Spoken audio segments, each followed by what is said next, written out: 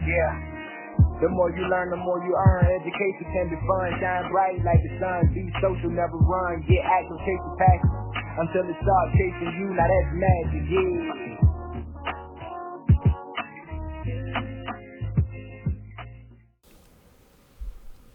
Let's get our lens in the right view for High Q. It's your host, Millie. Tap in to this high quality information. Along with our new host for the day, the beautiful Chelsea. Nice to meet y'all. Hello. And our co-host, Distant. As you What's up, guys everybody? know. Man, it's been a week. Let's get straight into it. So we're going to jump into our first topic, which is always sports. And we want to start with the Atlanta Braves. The Atlanta Braves won the World Series for the first time since 1995. Very big. Since 1995, so that's big. That's definitely big for Atlanta right now. So I'm not much of a baseball fan, but definitely kudos to Atlanta Braves. And for baseball right now, that's what's up. Yeah, I mean, I'm not much of a baseball fan myself, but man, I think it's been 20 years, something like that, since they last won the World Series or something like that. So that's a huge. That's big for that's the city. Big. That's really big for the city. And if I'm not mistaken, they're throwing like a parade or something like that. Definitely, Yeah, they're throwing like two parades, I think, or something. Like one in I forgot what town in Atlanta, and there's one somewhere else. But they're throwing like two huge parades. So that's, man, I look, man, I'm telling you, man. So shout out to the Atlanta Braves. That's a big accomplishment right there. Won the whole series. Yeah. Congratulations. Congrats, man. I tell you. Melo now, man. I definitely want to give kudos to Melo for basketball. Let's get into it. For his endeavors off the court, because we could definitely see the work that he put in. Because the numbers he's putting up right now in these first 5 games is similar to his season with the Knicks back in 2016. So kudos to Melo. We definitely see the effort you're putting in. I feel if you look back 3 years, I feel actually if you look back 5 years, Carmelo's legacy was nearly took into shreds. Yeah. You know, it nearly, it was a point. It was a point where nobody had faith in him. Shout out to all the Carmelo Anthony fans out there. You guys stood strong, and you know that's what life is about. It takes us down sometimes, and sometimes it's on us to build back up. And as you can see, that's what Carmelo Anthony has done. He's looking good. He's looking good. He's looked like Melo. He looked like Melo from Denver, actually. Like Melo. Hoodie Melo. He looked like Hoodie Melo. Yo, like Hoodie Melo. Man, right I want to talk about Hoodie Melo for a second, man. Man, when I watch Hoodie Melo play, it's like he's the best player I've seen. How y'all feel about it? Like it's when I see, it doesn't. I don't understand. It's how you feel about it, Distant? Honestly, I'm just glad at the team he at now. He probably insured himself. Of course, he'll say that. He's a LeBron fan. He's shout out to the Lakers. Fan. Got a great basketball program going on. Remember, y'all heard it first at High Quality. Right. Melo, you deserve that ring. Now, mind you, I want to definitely speak on, what Cash definitely brought up a couple moments ago. He definitely did go through his little 1-2 slumps. What I precisely mean by that is, for a little while, he was unemployed. He was just floating around, looking for teams to go to, If you ask me, Melo definitely didn't have a bad attitude, What they was complaining about? Defense? Yeah, I understand that win games and stuff like that, but I'm definitely glad he back in the organization, Nah, we definitely see that his willpower is stronger than any external forces that was combating that. Indeed it is. Yeah, I agree to that. Yeah. I agree. And Melo, I'm not a Lakers fan. Obviously, I'm going for Brooklyn. But good luck. Good luck. You're looking good out there. The Lakers, they getting the ring. Yeah. Melo getting the ring with the Lakers. Yeah. Oh, that's man. a Snapple fact. I do like Westbrook. You guys have a Westbrook. I see you guys, the Lakers is trying to figure it out with all these superpower teams. They all trying to, super teams. Everybody trying to figure it out. So, good luck to the Lakers and their organization. Definitely. Now on to the NFL. Well, before I get into what we really want to talk about today as far as the NFL, something interesting that happened recently was Aaron Rodgers. He got 10% of his income now in Bitcoin with the Packers. So that's very huge. Okay. So for all you guys in the crypto sector, in the crypto space, you see that the athletes are actually taking the initiative to make their income in Bitcoin. So it's something that's here to stay. Any takes on that? Yeah, actually, I think there's been more players in the NFL that's actually been that decided to get paid in Bitcoin. So yeah, so it's a huge movement coming along, and everybody's catching on slowly. So you guys see what's going on. I do love the transition as well from paper to a cashless society, more or less. So yeah, like the paper is getting inflated over and over, but. As my co-host said just a little moment ago, that cryptocurrency, guys. Yeah. This next topic is really tragic. It hurts my heart to talk about it.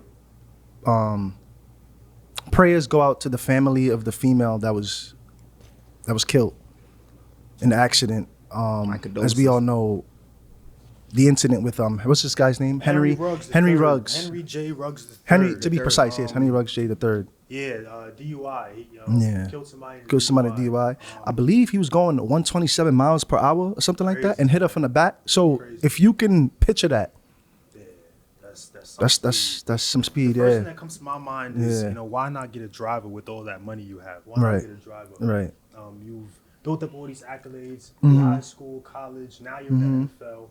You gotta kind of the things that you could have service for, get service for. Because you want to live a certain lifestyle, you gotta have these things in place because you put yourself in a position where you harm others. So it just hurts because now he lost his position in the NFL and his case could possibly be 20 years. So, so his position is completely wow. Yeah, so he's out of the NFL. Wow. Oh man. So it's definitely a tragedy, but all in all, man, it's a lesson. If I'm being honest, I can't get over it. If you think about 127 miles per hour, honestly, in my opinion, the fact that he's alive is shocking. And unfortunately, he was intoxicated while he was driving. Right. That's a great point. That's a great honestly point. the main reason why he lost his position in the NFL because he was intoxicated. Yeah. I think something like him and his girlfriend was in Vegas or something like that, partying or something, and then afterwards they got into the Las Vegas Rays, yeah, something like that. Yeah. About it, though? If you think about it, right? Everybody's scolding him and saying all this stuff, and I really do feel for the young lady who lost her life. So I hope people don't take me saying this as taken away from any of that. What he did was wrong and it's messed up, but as young people, who could remember like in your early 20s or like your mid 20s when you go out with your friends or whatever, even let's be real, sometimes even the driver, they have like a drink or two and then they're just like confident enough to be like, oh, I got it, like I could get behind the wheel, I'm gonna get you home safe, all this other stuff. So it's unfortunate that he kind of went through that that night and he made the wrong decision in driving himself, but it's like it's almost relatable in a way because a lot of people do that, and then unfortunately these are the risks and contingencies that can happen. So like I hope it's a lesson for a lot of people out there who's still doing shit like that to be a little bit more cautious and careful. Because it happens on a smaller scale all the time. We're just seeing it on a grand scale. Yeah, I love how Millie just stated that it happens on a small scale all the time. I think in the summertime there was an incident, and I forgot what state that was, where somebody drove up actually the wrong. They drove up the wrong street. Okay. To where the cars were coming. And they were driving up and they got into a bad accident. I think the car flipped and I think both people died in that accident. So my condolences to that too. But it's something, at the end of the day, I think moral of the story is do not drink and drive. Even if you have a cup, you're intoxicated. It's not safe. And if you have people in your car, you're putting their life in danger on top of your life in danger. It's just not. Afford it, just get a driver. Take a cab. There's so many options out there nowadays where it's like there's no excuse to really What I would just simply say about it, just pace yourself. Make sure you don't break yourself. Because it's a situation where you have to be conscious of yourself and others. So don't put yourself in that situation. Tragedy. One more thing I wanted to say that's notable. It's like you could be a great driver, but you can't control everybody else on the road. Right. So it's like you just never know. Always be safe and always think smart. That's it. To add on to that, well, we live in New York City, correct? So it's a little slogan that we picked up over here. They say, for example, in New York City, you drive for yourself as well as others. I believe that quote could ideally be universal, It's all about paying it forward. I merely paid it forward. I hope, the audience on your daily adventures, pay for it as well. It could be the most littlest, subtle things like that that could save another's life. Right. Don't drink and drive. So let's talk about finance now. Finance. Let's get the tension out, because that was money. a lot of tension there, you know. So let's Finance. finance. All right, let's get into some NFTs, man. Let's get into some NFTs. Non-fungible Big space. tokens. Big They're space. confusing. Let's say that again. So for the audience, for people who don't understand the definition of what NFTs is, this thing just said it. Let's say that again. Non-fungible tokens? Yeah, non-fungible, something that non-fungible meaning it can't be duplicated. So when the NFT is made, if the person's putting it out and it's a one of one, there is only one of that NFT, unless they choose to make more of it. So non-fungible tokens. This thing is going crazy, man. From what I'm hearing all types of wealth being made, and how fun it is to just do this, and the concept of just selling digital art online is just amazing. I totally approve of that. It's just amazing. So there's this page called Party Apes Billionaires Club, Mm-hmm. right? And they're selling an NFT Joker. It's like a giveaway. Mm-hmm. And there's like an NFT Joker along with $500 a month forever. So that's crazy. That's because you go to the lottery. You go to the gas station and you see the win for life, and it's like, okay, $1,000 a week. That sounds good. They're talking about you're getting an NFT and you're getting $500 a month for life. For life. So Clever too. Let Everybody gonna that be buying sink it in. like Let that sink in for a second. Yeah, that $500 a month for life. for life, right? So that definitely intrigued me. What's big with the NFTs is the royalties that's attached to most of them when you make them. So, Beautiful for passive instance, man, I can't remember the guy's name from Shark Tank, but he had a statement with NFTs. Is it Kev? Was it Kevin? Kevin O'Leary. Kevin O'Leary. Thank you. Kevin O'Leary. Thank you, Cash. Kevin O'Leary. So Mhm. Kevin O'Leary was basically saying that it's gonna revolutionize the music industry, because the indie artists will be able to actually give their NFT to the fans. So they'll give the NFT to the fans and give them 20% of the royalties, while they hold on to the other 80%, and then take their NFT to the big record labels and execs, and then negotiate a different deal there on out. So I'm looking forward to see how people utilize the NFTs. Yeah, I look forward to buying one. I just the process as of right now, being that it's in the beginning stage, it is kind of complicated. I'm still trying to wrap my head around it, but for the most part, it's a pretty easy concept. You buy an NFT, you choose to whether you want to hold it or you want to sell it. And there's even a process where you can create your own NFT, right, and collect the royalties. I believe OpenSea, OpenSea.io to be specific. I hear any other, if it's not .io, it can be a scam. So please be careful. Right. Please be very careful when in looking and doing your research. Me personally, my ideals behind the NFT, I personally consider myself like a rare item collector. So this will be perfect for me in that field, Yeah. On top of that, for example, it turns my hobby into a way I can make money, Right. I'm ideally all about the passive income. So now, even if you're not about the passive income, when it comes to those non-fungible tokens, it varies. Me personally, for example, I'm a guy that likes a little bit of anime, a little bit of cartoons. NFTs have those, They also have more simplistic things. For example, like pieces of wood, simple sculptures. My whole moral, Yeah, those my whole sculptures moral is stories nice. is just the mere profits that can be made, though, whether you're saving or whether you're holding. Either way can be a huge payout.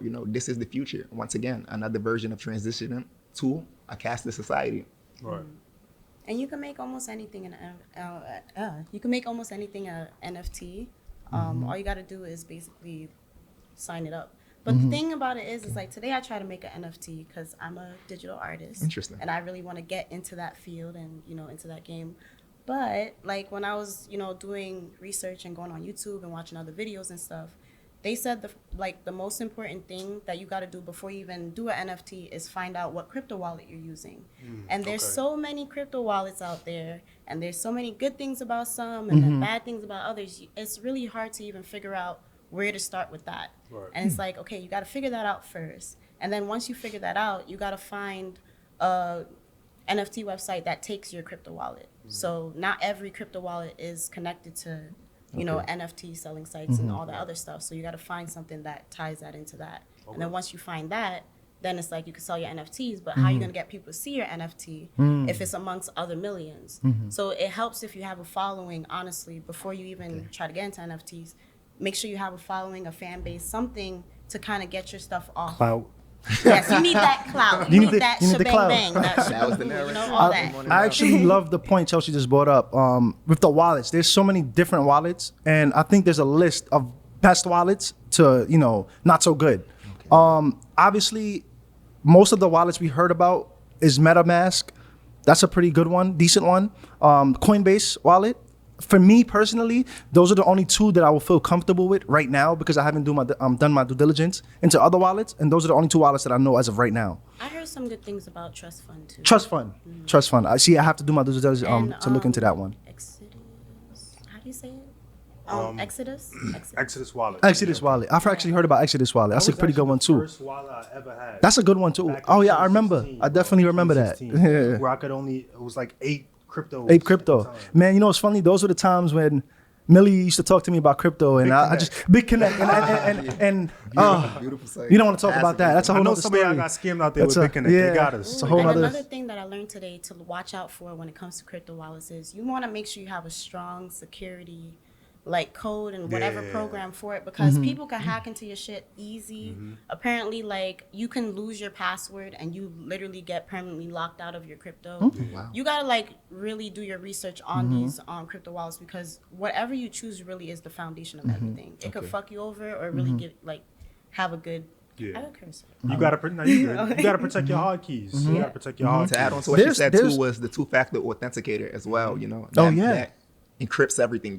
It gives you Yeah. a list of, I believe, 10 passwords. Yeah. Make sure you don't lose that as well. Though. So I think one of the best wallets I know for crypto is Ledger. The Ledger Nano. That one, I've never heard nothing negative about it. It getting hard hacked. drive. It's a It's a cold hard wallet drive, that you could take out and hard hold store, it. yeah, cold wallet, yeah. Never heard anything, That's the man. best way to store it, because it's kind of like having it on your person. It's Now, a my bit- question is, do you guys know if you can store NFTs on that as of yet, or Great probably question. not? Yeah, I wonder. I Was would that? assume. Yeah, I haven't heard. I think you don't. can. You Because can I was you? watching Okay. a video on. I just literally was watching everything on it today, Mm-hmm. and I believe they said you can. Okay. It just depends on. Yeah, I think you can. Honestly. I mean, it's digital. It's digital, you so be able probably to should be able to somewhere, store it somewhere. Yeah. That makes sense. So with the NFTs, this is something that it's gonna bring about a lot of millionaires because people are in this to stay, and by the day, the percentages of people buying and selling is increasing at a abnormal rate. up from here, Yeah, it's amazing. I would look into it. With YouTube nowadays, we can look into different type of videos to educate yourself and things like that. Remember, the number one thing you can do is invest in yourself and educate yourself. So don't just join the hype. Actually, look into it and see if it's something you want to do. And there's a lot of information. There's a lot of scams. Every time there's a new zeitgeist surface, and it's easy for people to get scammed because so many people want to run to this new thing without doing a proper discernment on what's good from bad. So definitely, hear a lot of people out, and really learn the space before you just dive in, because you might lose money that you didn't have to begin with. To begin with. So what I'll suggest about it is if you truly play your cards right, I'll say I'm a good 85% sure that it should ideally ensure your financial freedom. NFTs is really the way to go. Yeah. Remember, I'm telling you it here and now. Don't wait till 2 years later, Yeah. your best friend made $1 million off of NFT. Cheers, and you sitting there like, oh man. Take advantage of the opportunity. Can't stress that enough. While we still on NFTs, let's talk about The crypto. Let's get into the cryptocurrency. Good point. So I actually got a friend, and we was on the phone last night, and we were talking. And he was telling me, he was saying, with the crypto, why hold so much of his crypto when he could just put it into an NFT and flip it twice as fast? Right. Why wait for the gains? And I told him, I said, it all depends on how you look at it, because something like Bitcoin, I would never take my funds out. I don't see the point. I think Bitcoin is going to the moon, and it's not an if or when. It's going to happen. It's guaranteed. Same with Ethereum. And like I said, guys, just don't join the hype. Actually know what's going on. And, you know. That makes me think about, that statement makes me think about the different types of utilization tokens for Bitcoin or cryptocurrency. So you have Bitcoin, you have Maker, who are more or less storage, that's more or less crypto vault. So you want to put your money here and you want it to grow. So now ERC20 on the Ethereum blockchain is more or less a utilization token for the Ethereum platform. So for your NFTs on the OpenSea.io, you're going to use ERC20 in order to get those. And then there's other blockchain concepts that you'll have to use Ethereum for. So I think when it comes to that, you just have to figure out what tokens you want to use in order to utilize and be in everyday society. And there's the ones that you have in your cold storage that you want to have for wealth preservation. So Dropped a couple jewels. yeah, I think that'll be With the cryptocurrency, this is obviously not financial advice in no shape or form, but it's wise to jump into coins that you know has value and good market caps. Like I said, do your research, guys. Don't just look at us on YouTube here and take our advice. Because this is what I do. 9 times out of 10, when I watch a video, I'm not taking your advice. I'm listening to what you're saying, but I'm going to go do my own research on top of what you're saying, then to make a good decision. So this is something, we all have to learn to do. I approve. Shiba Inu, guys. Okay. If you have a small amount of money, put it on Shiba Inu, get some big gains if it goes up, and then you can then transfer it to something that you're more comfortable with, like an Ethereum or Bitcoin. If you have That's like a good point. $100 minimum, then that's like a good start. Right. They say so. Another hidden jewel, guys. I'm a little iffy with the meme coins because it's not something I trust in long term. But like Millie just said, it won't hurt if Shiba Inu is low. Just put some funds, ride the wave, and take your money out. And store your money in coins that it's going places like ADA, Ethereum, right. Bitcoin. What's that other one? Everybody's hype about. Maker is a good one too. Maker's a pretty good one. I always like Litecoin, man. Litecoin? Yeah. When I was back in 2019, when I was in Miami, I had realized that Litecoin had became the crypto, the sponsored crypto of the Miami Dolphins. Yeah. That's a major step right there. I feel like Litecoin's been around for a while, right? Yeah, Litecoin has actually been a while.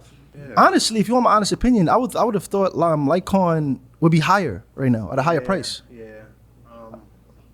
That's interesting. Yeah. How much is it going for per coin right now? I'm not even sure. Not even, probably 200 or something like that. Actually, let's check. Let's actually check real quick. Let's look at coin market cap. Coming up, people used to say that Litecoin was the silver to Bitcoin's gold. Mm-hmm. It's looking like Ethereum might be that. Oh yeah, Ethereum is here to stay, man. Yeah, definitely. It has too much use. And if you guys remember my prediction in the last video, I think I said Ethereum to 10 to 15K or something like that. So next year, right? It's looking real positive, guys. Let's look at coin market cap real quick. Give me a second here, guys.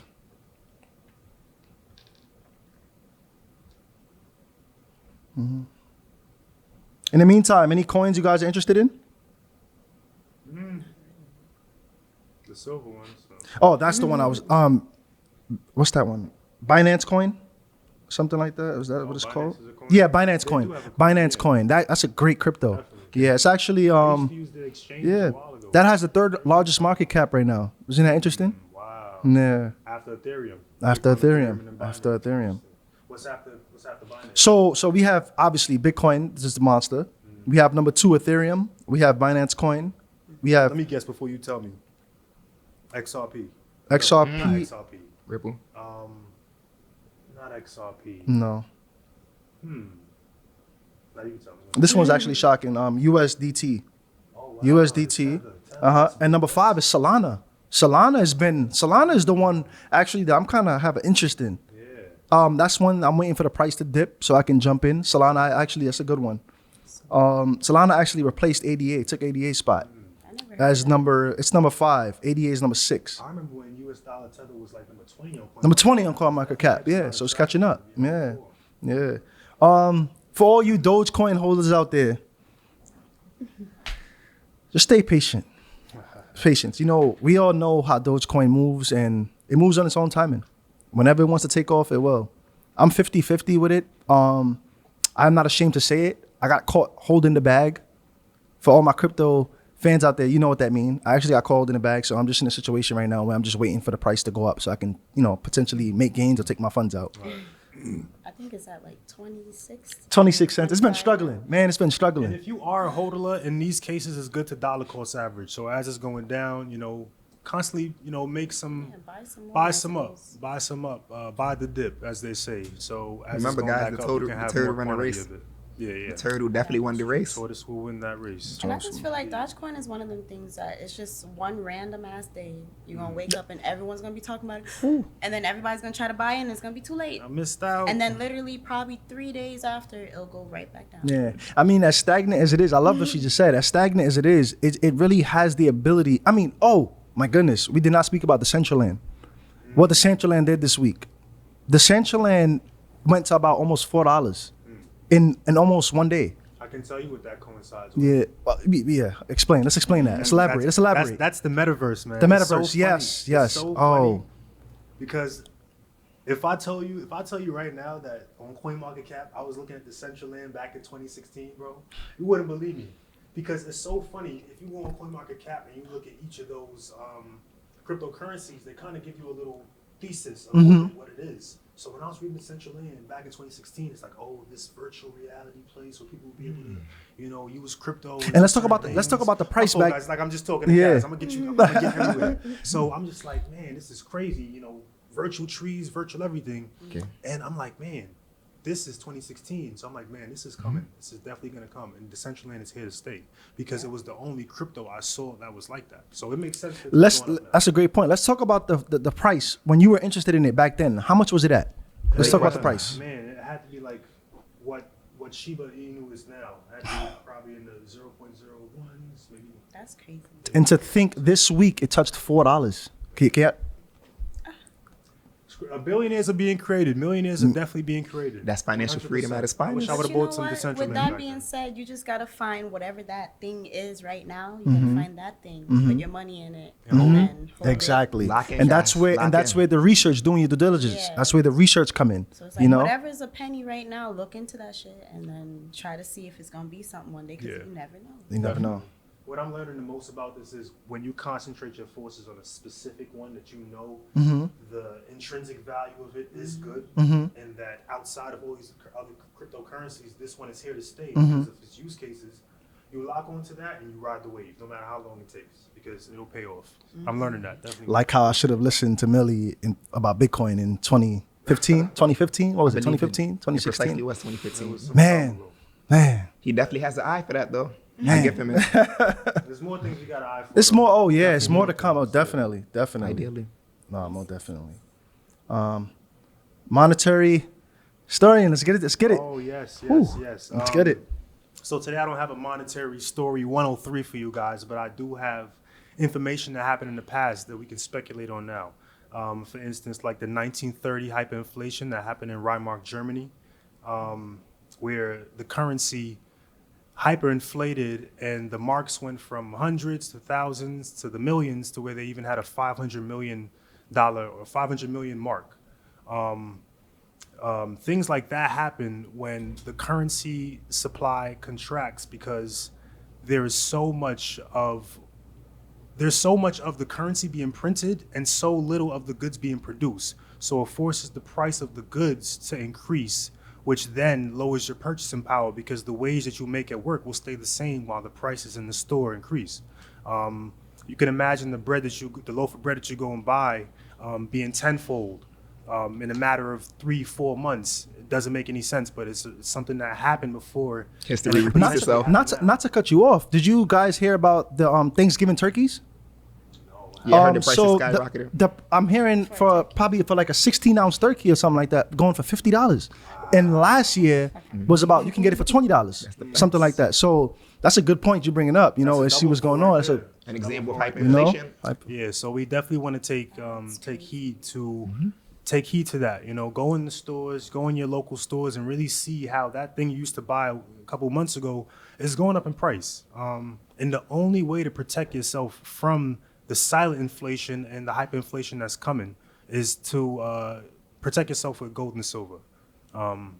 So that is our segment today in the monetary history. and with the silver, let me. Obviously, I'm not as knowledgeable in the precious metals as Millie, but from what I do know, so there's certain things that I feel like it's just kind of common sense.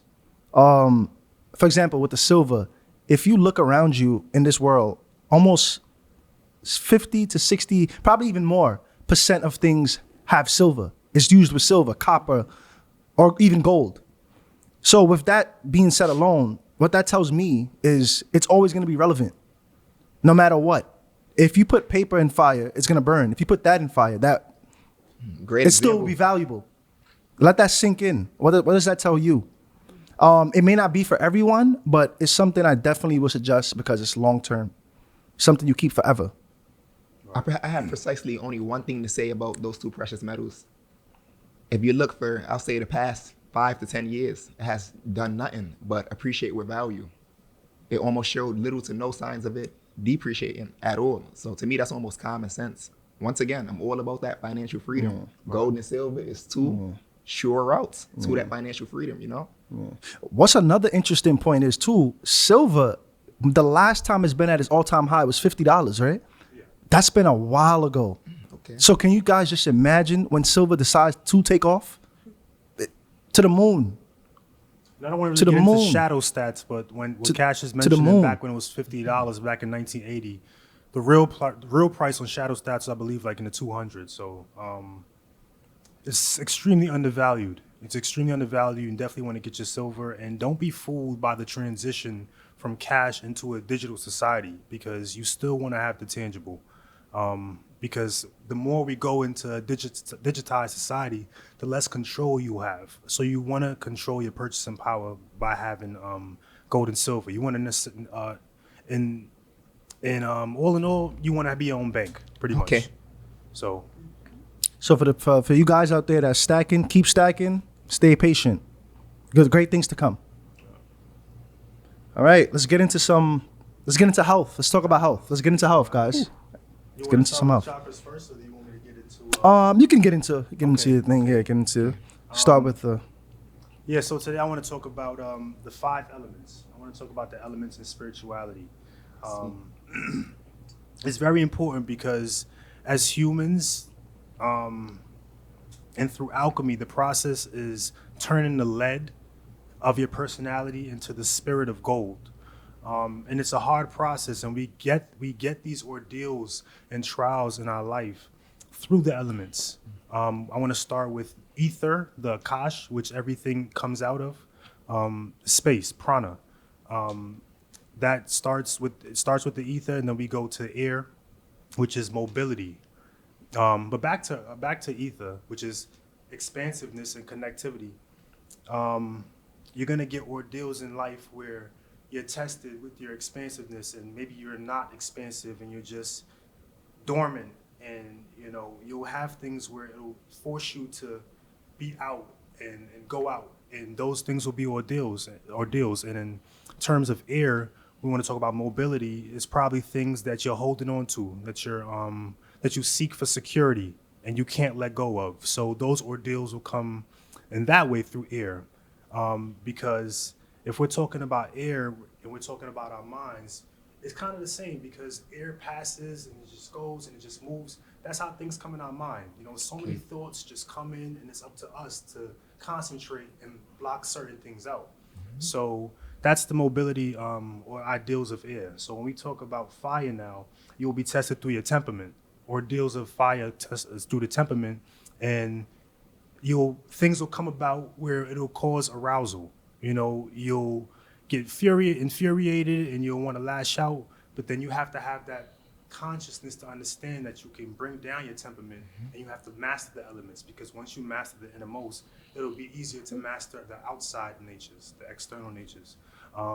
So after the fire, we want to get to the ordeals of water and fluidity. In that realm, you'll be tested by maybe changes of radical changes, something like a loss in a job or something. So how will you bounce back from that? Like how like Bruce Lee said, be water, flow. How do you bounce back from the situation? How can you just, stay the course until something else can come about? So those will be the ordeals of fluidity. And last but not least, solidity in the earth will get these ordeals through perseverance and situations that'll cause you to solidify. If you choose not to, then you'll crumble. You know, so it causes for perseverance. Those ordeals will come through perseverance. But once you're able to master these elements, which are all rooted in the Akash, in the ether, then you can tap in and really see the world how you need to see it, and really get out of the ego. Because what it is with these elements, they're all qualities of conscious that we misuse through our ego. So once you correct the ego, you can then use these qualities of conscious in the right way. With and no I wanna- judgment, basically. Right. You want to be free of judgment when you're using these things, or else it's going to be kind of like from a place of negativity rather than a positive, clear conscious. Right. That makes sense. Guys, that is if that is not some high quality information, Indeed it is. I don't know what to tell you. This is information, time sensitive information. And I hope you guys really truly understood what Millie was just saying. It's crucial. Now, I want to get into the chakras, but I'm going to make this fun. We're going to make this very fun. All right, guys? Let's see here. So for those of you who, it seems to be, there's a lot of people out there who, they know the term chakras, they know about it, but for some strange reason, they don't know where exactly. I had somebody tell me the throat chakra was, I don't even want to get into that. My goal here today is to not, how should I say that? Explain what the chakras mean, but it's to show you where each chakra is placed. Right. That's my main goal for today. And it's important to understand all 7 chakras being aligned. I think in total, there's like 100 or something chakras, but there's the 7 that matter. So we're going to get into that. I'm going to stand up and I'm going to disseminate what I'm talking about. So we have the crown chakra. We have the third eye chakra, which is right here, placed right here, obviously. We have the throat chakra. We have the heart chakra, which is green. Most people think it's probably red, but it's not. It's actually green. We have the heart chakra. We have the solar plex chakra, and we have the sacral chakra, and then we have the root chakra. So, with that being said, we need to understand the importance of keeping all 7 aligned for our everyday life.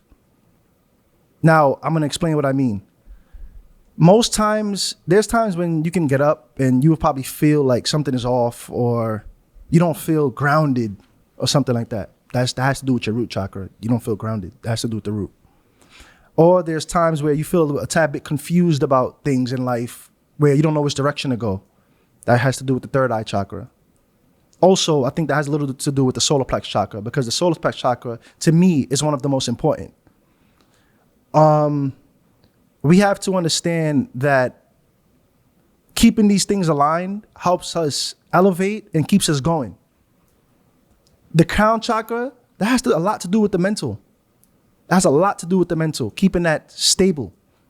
So it's important for you guys to go do your own research, obviously, but I just wanted to put that out there so you guys knew exactly where everything is placed. So I'll go over it one more time, just so you guys, just to be sure. We have the crown chakra, we have the third eye chakra, we have the throat chakra.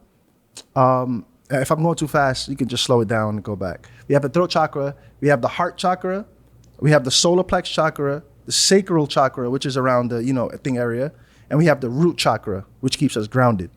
So just wanted to make that very clear for you guys to understand. Very knowledgeable information. While we're still on that, I just want to bring up something that I mentioned, because me and Chelsea had a conversation about it, because I was talking about the Holy Spirit, right? And the concept of the word, like thy and holy, because if you remove remove it out of the context of holy, and then you see whole I, then it has a whole different context. Then you have the whole I spirit. And when I think of the whole I spirit, I think of each of the chakras, because they each resonate with a different I. So the root would be I am, the sacral is I feel, the solar is I do, the heart is I love, the throat is I speak, the third eye is I see, and the crown is I know. So having the whole I spirit is being able to encompass all of these inside you. And even on a deeper level, everybody if you read the Bible, then you hear honor thy mother, thy father. But it's interesting because if you take the I mother and the I father, we're talking about the I of Osiris. We're talking about the I of Ra, and we're talking about the I of Isis. One being a masculine principle, one being a feminine principle. So they're saying honor the I mother and the I father, for your days shall be longer. So take that in. Take that in. Yeah, Let that was that very sink deep in. down the rabbit hole. Mhm. Yes, that was Yeah. good stuff. Indeedly very deep down the rabbit hole. What I would like to add on to that about spirituality, you know, a lot of times when you talk about the ego, they say never talk about the I, but I can be expressed so many different ways, like I as in your inner self. Right. They said never think about you, but sometimes you have to think about you as in yourself, a form of self-love. You, to me, personally, you know, to the universe means your own universe. That goes hand in hand with what Millie and Cass said about the chakras. Just that structure, you know, just that obedience, that discipline to yourself. One thing I always like to say is nobody's going to check you better than you check yourself. And at the end of the day, if you can't have that real conversation with yourself and kind of like find what you need for yourself to heal or get past whatever it is that you're going through, then nobody else can really help you either. So you got to look within yourself in order to really shine out and let everybody see who you really are, and for you to know who you really are as well. So these are really important things. And guys, it doesn't hurt. This is something that I do all the time, and it helps me go. It helps me keep going. Find time, even if it's a week. Let's say if you're a busy person, you go to work every day. It won't hurt you to take a few hours out your day to truly in tune with yourself. Get in tune with yourself. Things that you feel you're not strong in, proficient in, work on it. There's times where I sit there, and if I feel okay, this might be off. It might have something to do with my throat chakra. Let me work on that. Let me target that. Let me specifically target that and work on it. Doing these things, it's just like playing a sport. You have to practice to become better. It's the same thing with meditation, chakras, anything. It's the same thing. You have to practice. You have to repetitively do it. Consistency is key. We have to understand this. Whatever you concentrate your forces on, you consolidate. So I'll add on and just say, to think about. observe the observer, you know? A perfect example of that, for example, is we're all here together. We all have our own individual thoughts. How can we possibly stay in sync, you know? That's all it comes by observing the observer. I'm here, for example, you know, watching, flowing, just humbly tuning into everything that's going on. It's good. Keeping yourself in that sacred space is key. That's what's key in this world. You know? And also another thing that's key too is take a moment to connect with people as well, because you learn a lot about yourself through other people too, and who you have conversations with. Like even if even if it's a person you wouldn't normally talk to, even if it's like a random old person, because like my favorite thing to do is like sometimes I'll get in like the Uber, and the driver would just start having a full-blown conversation with me. And in the moment, sometimes I'm not in the mood to have that conversation, but always by the end of the ride, I'm always happy that I did, because I always learn something new about the person and about myself. And there's always a lesson within that I didn't even know I needed, but then I end up having. And it wouldn't have happened if I didn't accept that energy and to even open up myself and have that conversation. So it's just like connect with people. That's what human experiences is. That's what's important. And it's just like it's necessary. I love what Chelsea just mentioned. And if you notice, we're living in times right now where social anxiety is at a level, it's at an all-time high right now. Social anxiety is something we need to just going outside, like she says, going outside, speaking to a random person. I love the point she brought up at the end. You always feel good about doing that. That is true, because I've noticed that even within myself. There's a saying, you can learn a lot from anyone. From anyone, yeah. Yeah. So, you know, with social anxiety being at an all-time high, it's just going outside. Sometimes you could just make somebody's day better by just having a conversation without you even knowing that. Sadly, some of these people, they didn't have nobody Talk talk to to. them for like 2 weeks. And then finally, I had somebody tell me that before. No one checks. That's so sad. Yeah. I had this one Uber driver tell me like his family doesn't check on him. He don't really have any friends. He just moved here from, I think Jamaica or something like that. And he said, he's like, I don't know why I'm telling you all this, but he said, I'm depressed. Like, I'm really sad. And he was like, you don't understand how much this conversation meant to me. Like, I really needed just someone to talk to. And the fact that you even was nice enough to even have that conversation, that meant the world. Okay. And that made me feel so good. Like, and I wasn't even thinking about it. It was just me being me, just having And you just remember talking. it enough to share with us. Yeah. And Share it's it. so funny because I can recall certain stories that I have that I've shared with certain Uber drivers. Yeah.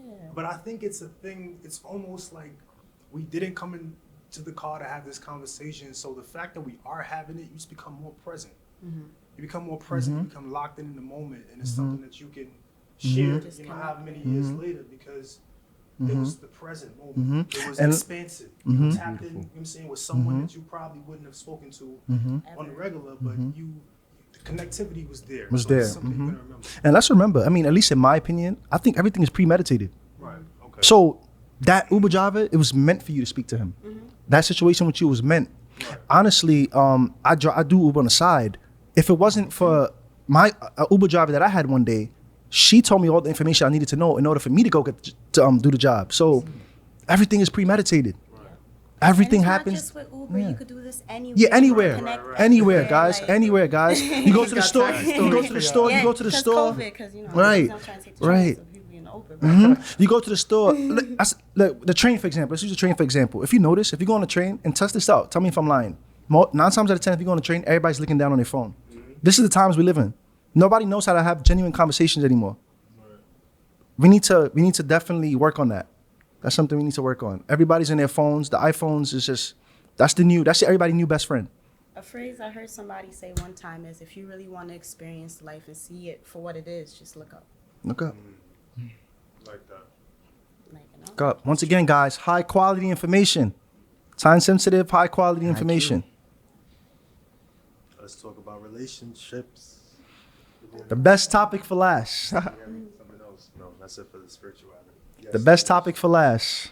The relations. So what do you guys want to talk about first? Marriage. Let's start with marriage first. Yeah, I'll start with marriage. Marriage would be better to segue into the.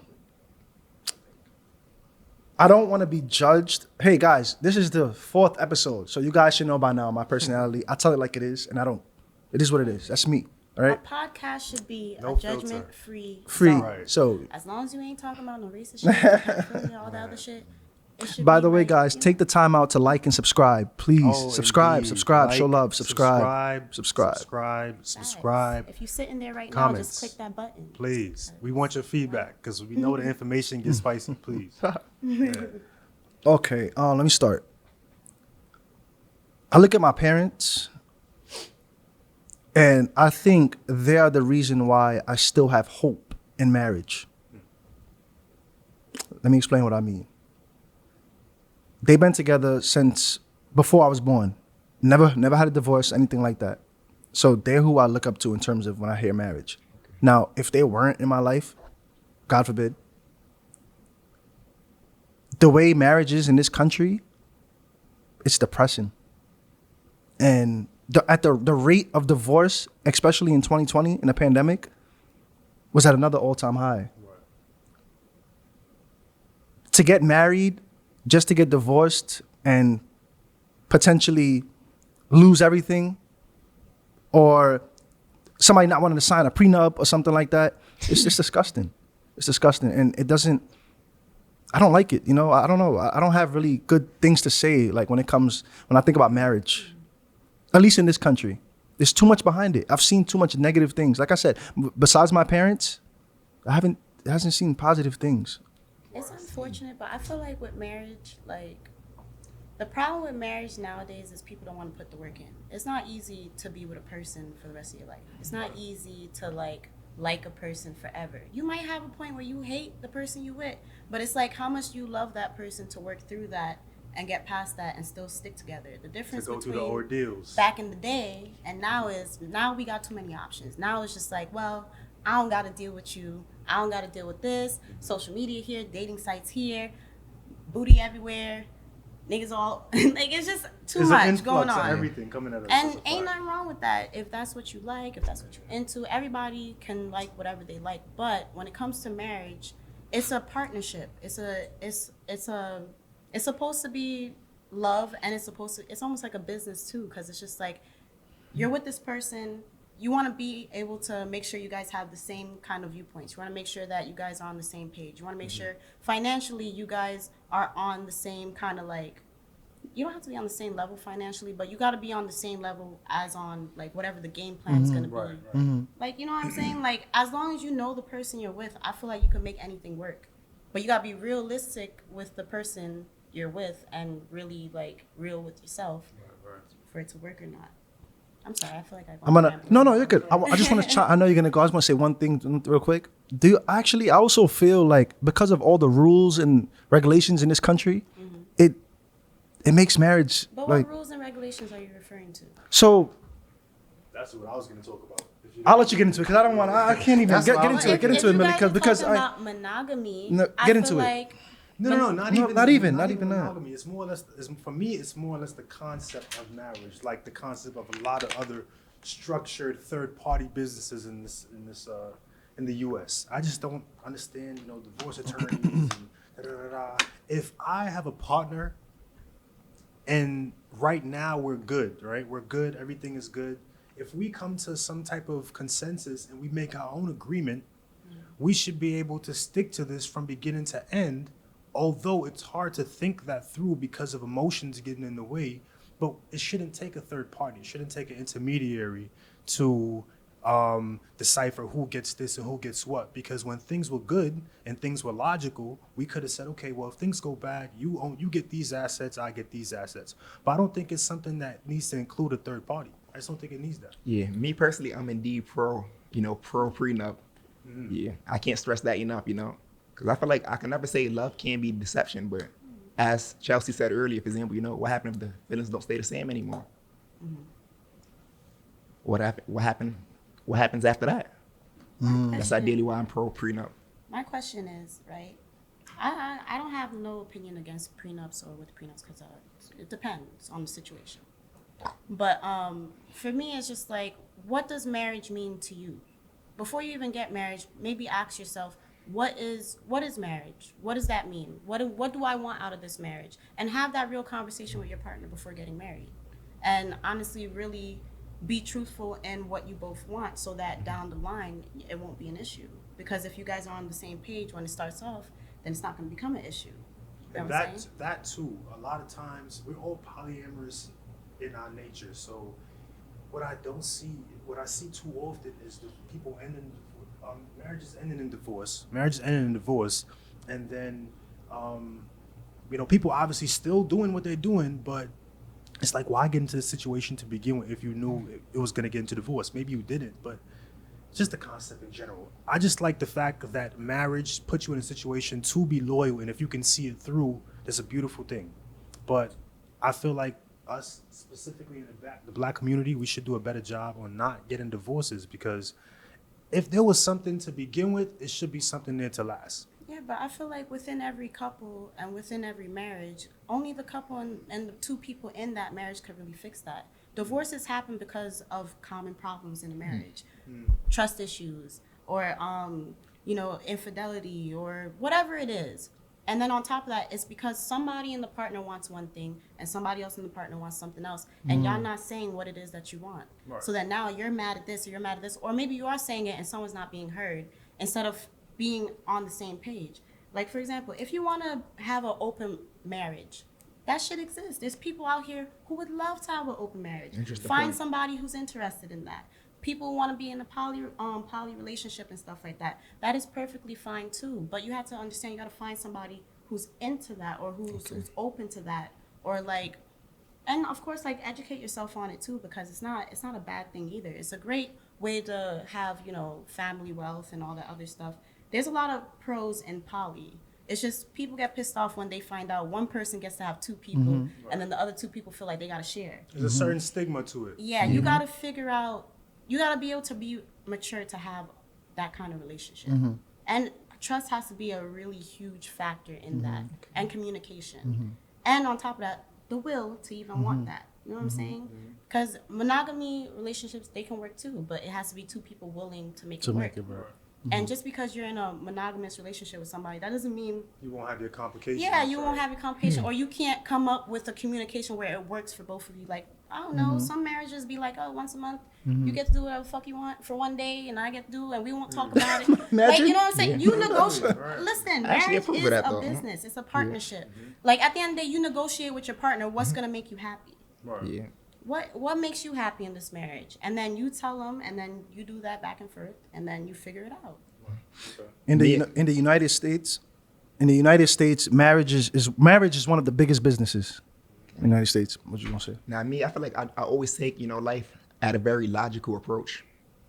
So what I merely mean by that, for example, I have to get that prenup, whether it's a polyamorous relationship or whether it's a simple marriage, I do believe certain people switch up, like the real recognizes the real at all times, but as time progresses, you truly see people true colors. I have a question for you, right? Yeah. So you're going into your marriage without trusting your wife at all? I'm not saying that at all. For example, I was solely trusting my wife. For example, now in opposed to assets, in opposed to I trust my wife's attitude with her at that moment.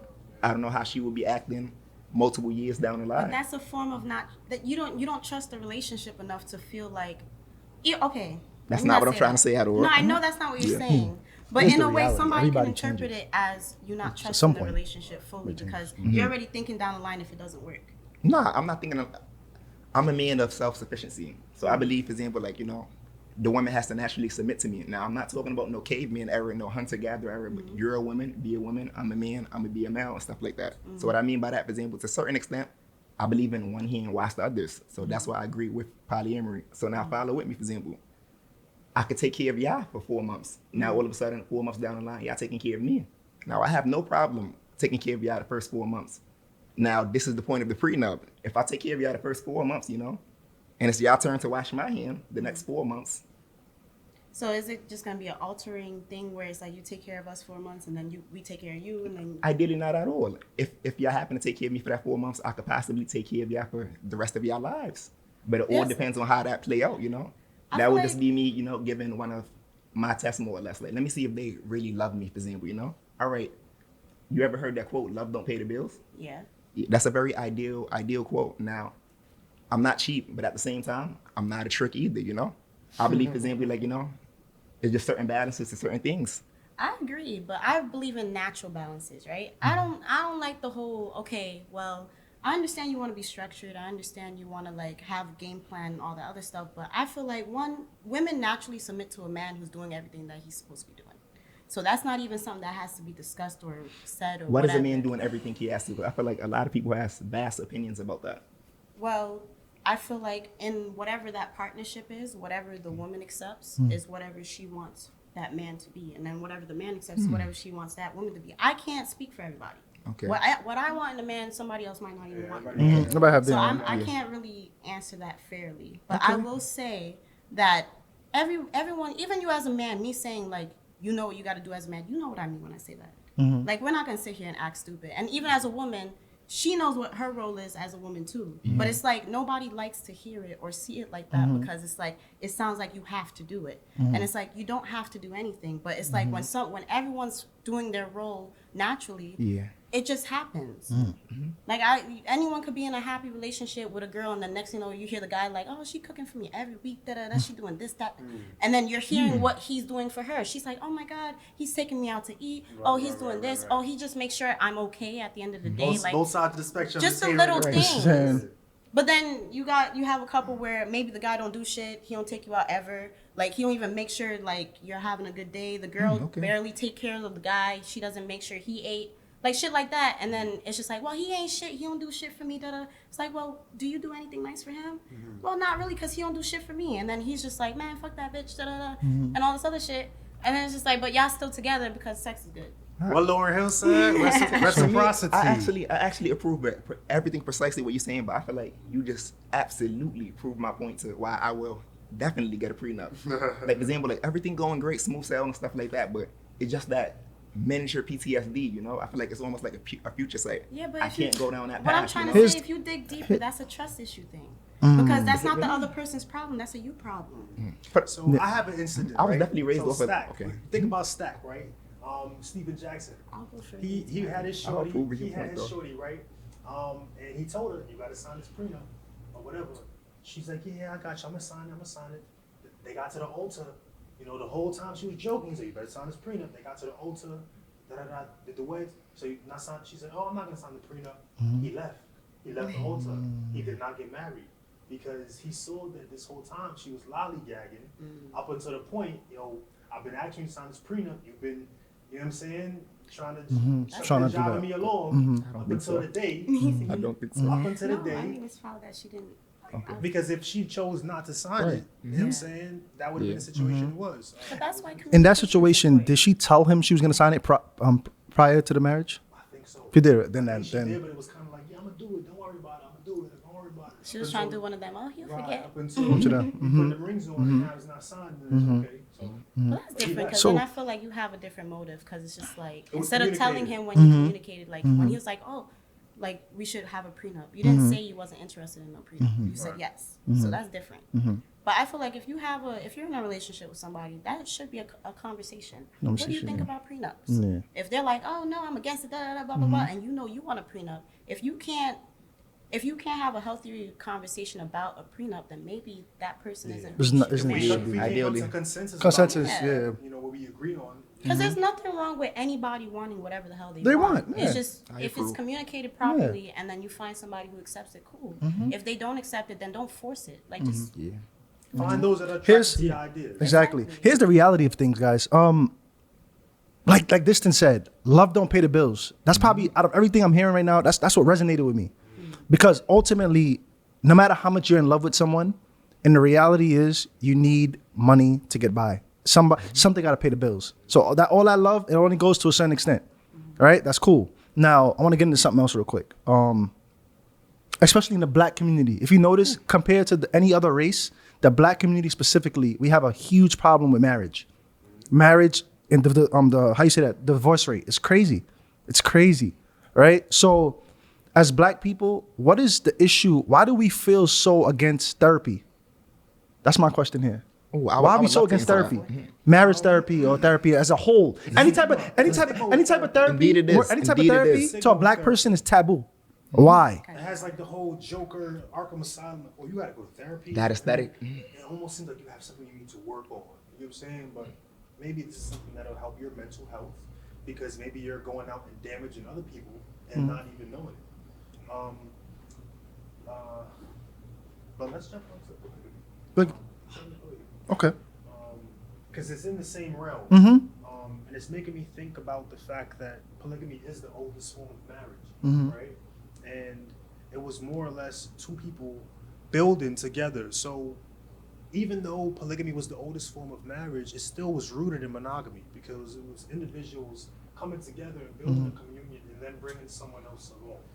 It was that was the form, that was the format, and that was the methodology of it. So it was we've established something, and we want to bring someone else along so we can continue building this generational wealth. And you know what I'm saying? Okay. And building a kingdom, because I see. Especially in the day and age we're living in right now, with the incarceration of a lot of men and a lot of women having to deal with other women, you know, dykes and things like that, maybe out of curiosity or out of force because they can't find the right man. It's a lot of that. So it's not something in my eyes that should be shunned upon. If everyone has their own perception. If you view it a certain way, that's how you view it. There's a lot of people practicing the art right now. So There was a point she brought up when you mentioned there's pros to it and whatnot. You know, one thing I despise, one thing I don't like a lot is in this world, I've realized what we find, people is followers. There's a bunch of followers in this world. What we think, you grew up seeing your parents, it was just two of them. 9 times out of 10, you're gonna grow up, you're gonna think the same thing. I have to marry one person. Back in the day, men, kings, we take it back to Africa. Kings, they had multiple wives. That was the norm. So kids growing up in those times, that was of the norm. Nowadays, because like I said, in the US, at least, it's if you have more than one wife, you're a horrible person, in the or Middle East, it's how much you can- yeah, how much, yeah. So it's the perception. It's the perception of, you know, it's all. provide. It's all. So I definitely agree with you. I see what you're saying. You're coming And my from. thing You know. is this, right? If like you said, a king was back in the day was the ones who's doing polygamy, doing all these other stuff. You gotta have a high mind, and you gotta be in a place where it's just like you can handle something like that too, because polygamy could be a great thing. There is a lot of great benefits in polygamy, but if you don't have a proper, like, I don't want to say leader, But if you don't have the proper structure to... No, you can definitely say that. I don't want to say leader Indeed. because then people are going to see it as, oh, so the man is the leader. But no, because it's not even supposed to be like that. It's not anybody has more power over anybody just because I can you're the respect man that. and you got 2 women. No, it don't work like that. Polygamy, it just means that you all 3 of you are in a relationship. You're all sharing your finances. You're all sharing your space. And it's just open, like, you know, it's a relationship. Just amongst 3 people. That's it. I solely But that approve of doesn't mean that, oh, as the man, it's like, oh, well, you 2 are mine and I'm the leader. No, it don't work like that it's either. nothing possessive. It's Yeah. just- So it's just like, but you have to understand there's men out there who's thinking that's what it is. So they're going out there and they're giving polygamy a bad name because that's what they're saying. And then we see in that's what comments the egos, the so much. Oh, yo, I wish I could be doing what he's. Yo, everybody loves Yeah. him Indeed. right now. That's another thing. It's not for everybody. It's not. It's not for I everybody get because I know I can't do it. I can't deal with. I can't deal with so much woman. I can't. We go People and back to yourself. mastering the elements because if you're taking on for a guy, if you're taking on 2 females, it's a lot of emotions that you're dealing with. You know what I'm saying? It's a lot of ordeals of air and fire, and you know what I'm saying, that you have to be able to control, and you can't control any of those things if you haven't controlled your inner self in the most. So Talking. it's definitely not for everyone. And my thing too is like, you shouldn't need to control anything. You should have 2 partners with a clear head who Right. have peace and was able to love themselves enough to be open with you. It should be a shared space. Right. You shouldn't have to dictate. No, the 2 women should be able to unify together harmoniously. When I say what I say, it's only because there's gonna be friction at some point. I understand that. Even with all characters being stable and having peace of mind and just being sound individuals at their own, you know, on their own accord, there might come a time where we have an agreement about something and there's a disagreement somewhere, or we have a conversation about something, there's a disagreement somewhere, and it's gonna have some tension is gonna brew. Yeah, but as in any relationship, that's when you have an open conversation. You all come to a conclusion that we're all happy with. It's the same thing like in a one-on-one relationship. If I'm arguing with you in a relationship and we have a conflict, well, it's not going to be like, well, I'm going to dictate this because I don't feel like you can handle what's going on right now. So let me No, it shouldn't be like that. We're going to talk about it until we figure it out. And when we're both happy with it, we're going to move on. Or else you're going to build resentment. Right. At the end of the day, everybody has to always be on the same page. And that's the only way I could see it working. Communication is key. Yeah. And Communication is key. if Goes a you're long not way. good with communication and you don't have trust, it's just not going to work. Not gonna work. Yeah. Somebody's going to be unhappy. Me at personally, some I feel point. like it's definitely levels to communication. Now, with me, for example, I definitely believe the male has to lead, but at the same time, I have no problem submitting to an alpha female that knows how to lead as well. Like what I mean by that, for example, is, all right, say I'm the breadwinner. If you provide me with that proper structure, that proper piece, I'll merely submit to you. Now, what I mean by submitting, for example, is I'm not gonna be talking to you like a dog. I'm not gonna be saying come here out of nowhere, for example, too. It would just merely be a flow of 2 to 3 beings that merely love each other at a high level. And just corresponding. Like one hand wash the other. It should never be you go take out the garbage. It would be days where I'll naturally take out the garbage. It would be days where they naturally take out the garbage. It would be months where they work. It would be months where they work. But that's when I have to put my foot down. Like Nah, I can't. Like one thing, the garbage is the guys, yeah. It's a guy, it's a man's They job. both believe each other. like girls would do it if we live in I the believe- house I believe by that ourselves. could If there's be- a man in the It's a man house, in the that's house. just an old school thing. You taking out the garbage. Okay? It is. listen, But you see, it goes back to what I said again. They gonna It's look at the, me personally, I'm the against that norm stigma. is For like, example, like I don't know. what I don't happened? know, Like man. we all pro And women. it's for sad. I guess that's example, just y'all how it can- is. Double standard y'all world. can do everything Double yourselves. standard. You get one bag, you get traditional another. values and make it modern, but people don't want to do that. Yeah. Because it's always Yeah. a fight of, well, this is your role and this is Yeah. your role. And Right. people don't understand that as soon as you start a conversation like that, ain't nothing being heard. Ain't nothing. Now you're just getting pure attitude, and it's like, well, I don't give a fuck what you're trying to say. Yeah. Nah, I Because it just understand. sounds like Yeah. you're trying to control me. I Control, understand, yeah. yeah. But listen to my key words though. My key words was, for example, one day, and I expressed that I'll start off taking out the garbage. Eventually, y'all definitely gonna have to take out the garbage eventually during that week. Yeah, Yeah. but you see, here's what I'm trying What to I say. like- You gotta be smoother with it. Like, you can't say that. You can't be like, well, I'm gonna take the garbage out, Yeah. and then Now you one say- day you gonna. Yeah. You gotta use Now a you lot gotta, of like- Wait, Yeah. You gotta wait. comply. Once again, for example, like y'all misinterpreted me. I said, for example, I'm gonna naturally take out the garbage. You know, I didn't say y'all can take out the garbage initially. I gave that example. This is not me stating that Yeah. example now. So the next time around, I would naturally assume that y'all can take out the Yeah. garbage. You know. But how, but What I I'm trying to love say is about- My how first can you- implication was me walking out there with the garbage going Yeah. outside. I'll probably be funny, like, "Hey, ladies, like, I Yeah. see you taking out the garbage." But one thing I'm my gonna say, back I'm hurting. gonna pause right there. One thing I'm gonna say that I love off rip is the fact that your way of viewing it is different from the norm, you get my respect off that. Okay.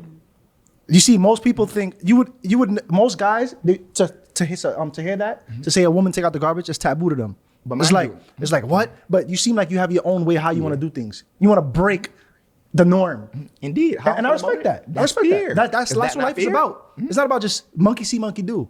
That's not what life is about. So if you have your own way of viewing things, go for it. And I respect it. You know what I'm saying? So I'm not disagreeing with anything you're Yeah. saying. Yeah. I'm just saying that, like, knowing how women are, it's just a certain way where it's just like certain things are gonna be working one way or one way, blah blah blah. Because that's just how women nature is. And I do believe in equality. I do feel like women should do for men as men do for women and stuff like that. But what I'm trying to say is, you gotta, unless a girl is already on that kind of time, like you gotta, it's a certain way to go about it, because she just might not, she might just be like, oh. You know what I'm saying? Like, and I guarantee that's gonna be a lot of No, yeah, like, because if we talk how about dare you? we talk about the Middle Eastern, we You know talk what I about mean? Western. I can understand that civilization, point. that's a whole nother. That's Middle yeah. Eastern women and Western civilization women, you can't even individualize. Let's talk about a whole mind. So if we talk about the mind of one and the mind of others, with the Western women, you'll find them as saying, "No, you're going to take out the trash." Exactly. You know, with the Middle Eastern woman, it might not even be a situation where she's even Yeah, she'd be like, whatever. used to Yeah. see him taking it out. It's like, okay, I'm more submissive. Usually when my man tells me it's law, because he's doing everything that he's supposed to, and he's getting everything ordained from the Most High to lead us in the right direction. So I shouldn't really, you know what I'm saying, give too much controversy, because, you know, his fight's already enough. So, but that's their point of view. You have a lot of Western women that are combative and don't even know. Like, I was listening to a video and the lady was saying that most women don't even know the order. Most women don't even know the order of it being the Most High, then the man, and then the woman. So the woman goes to her man to get direction that he's getting from the Most High, and that's the order. Most women think they can go directly to the Most High to get that information. So it's just. It's what you know, man. And then, you know, if you know certain things, you can almost give people a test. You can screen them and it's okay, well, I guess obviously from the things you're telling me, you don't really know what's going on. And what she brought up a good point too. And we're living in times now where people just like, you know what? I don't need you. Whether it's the man or the woman, I don't need you. I don't have to deal with you.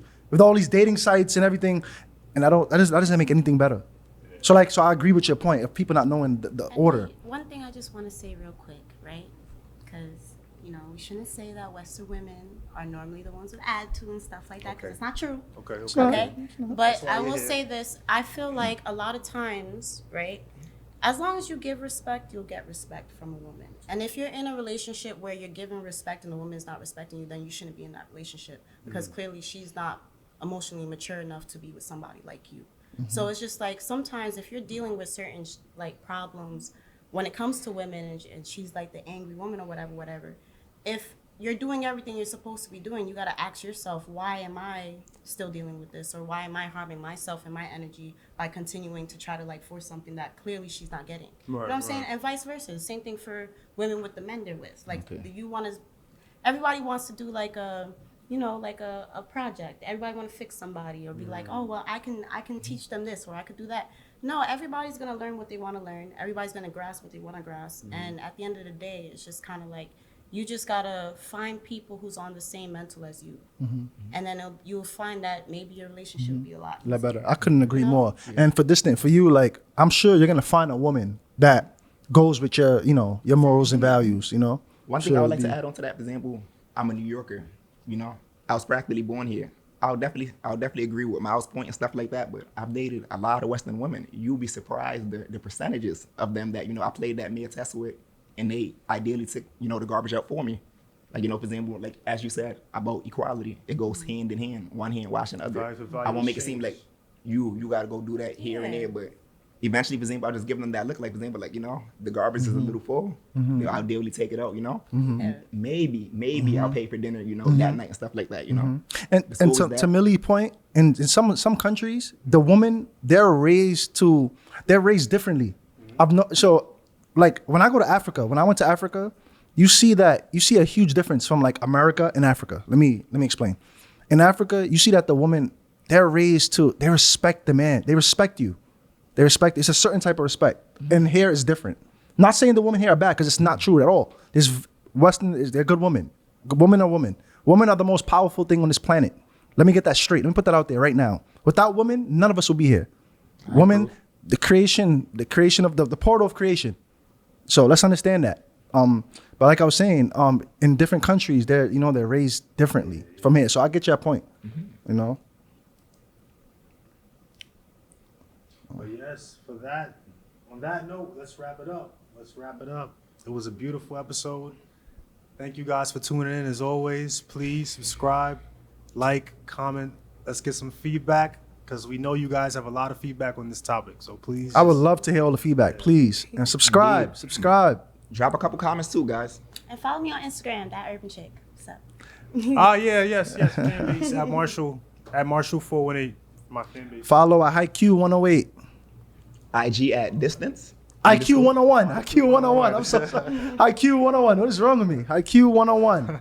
No, 108 is the Gmail. What is the Gmail? IQ 101.